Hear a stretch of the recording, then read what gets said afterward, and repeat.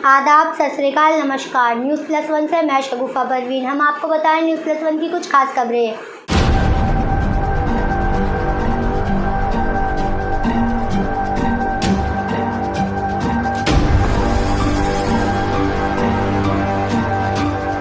वो जो उन्हें देश के लिए आज़ादी के लिए लड़ाई लड़ी, चाहे उसमें किसी भी धर्म मजहब के हों, वही भाईचारा अभी भी हम लोग बनाए रखें और आपस में एक प्यार मोहब्बत बना के अपने जीवन को आगे।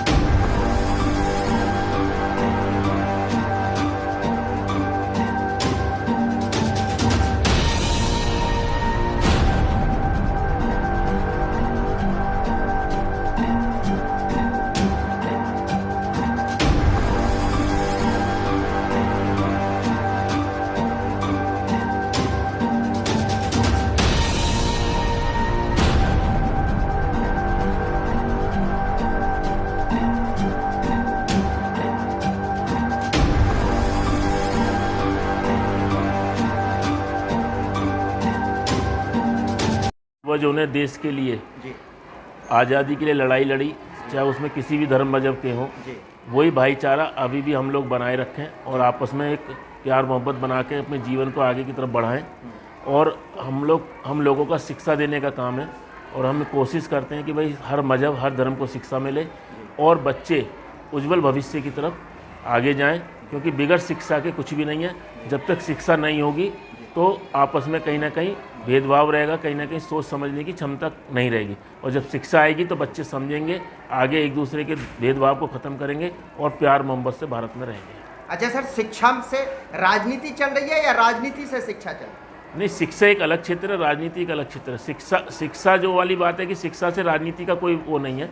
शिक्षा एक अलग क्षेत्र है और हम ये चाहते हैं कि शिक्षा ही हर आदमी को मिलनी चाहिए, क्योंकि राजनीतिक तौर पे तो अलग चीज़ आ गई, क्योंकि वहाँ पे तो अलग दोहरी नीति अपनाई जाती है।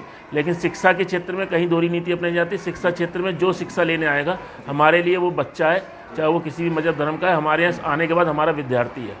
नहीं, जैसे कि अक्सर देखा जाता है अलग अलग श्रेणी के नहीं, हमारे छात्र शिक्षण संस्थानों में एजुकेशन लेने के लिए जाते हैं तो वहाँ पर अक्सर राजनीति का वहाँ पर दौर देखा जाता है, जिससे कि भविष्य तक बात पहुंचती है। तो इसके विषय में आप क्या कहें? नहीं, हमारे यहाँ तो देखिए, बाकी और कहाँ क्या है इसकी तो मुझे जानकारी नहीं है, लेकिन हमारे स्कूल में, विद्यालय में या हमारे जो ब्रांच और हैं हमारी, कहीं भी ऐसा कुछ नहीं है। हमारे यहाँ तो जो भी आएगा सब सर्वमान्य है और हम सबको बराबर शिक्षा देने का अधिकार सबका है और हम देते भी हैं सबको। अच्छा, जैसे कि आप स्वतंत्रता सेनानी परिवार से हैं, हाँ जी, और इसके युवाओं को आप क्या संदेश देना चाहेंगे? हम युवाओं को ये संदेश देना चाहेंगे कि भैया, हमारे पूर्वजों ने जिस तरीके से प्यार मोहब्बत से देश को आज़ाद किया, स्वतंत्रता दिवस है, और जिस देश को हम एक गुलदस्ते की तरह सजा करके लाए, तो हम नई पीढ़ी को ये कहेंगे कि उनसे सीख लेते हुए, पुराने बुजुर्गों से हमारे जो भी है उनसे सीख लेते हुए इस देश को भी उसी गुलदस्ते की तरह ही बना करके रखें और इस देश को इतना आगे बढ़ाएं कि पूरे विश्व में इसका नाम हो। स्वतंत्रता दिवस पर अभी हमारे छोटे बच्चों के प्रोग्राम चल रहे हैं और 15 अगस्त पे जो है बड़े बच्चों के प्रोग्राम होंगे।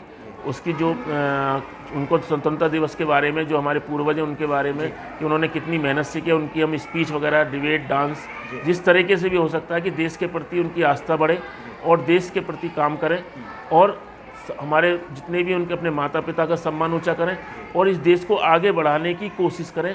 किसी भी तरीके से, कैसे भी, किसी भी क्षेत्र में जाएं, लेकिन देश का नाम रोशन करें, क्योंकि देश का नाम रोशन होगा तो उनके परिवार का भी होगा और सबका होगा, और अपने समाज के लिए कार्य करें।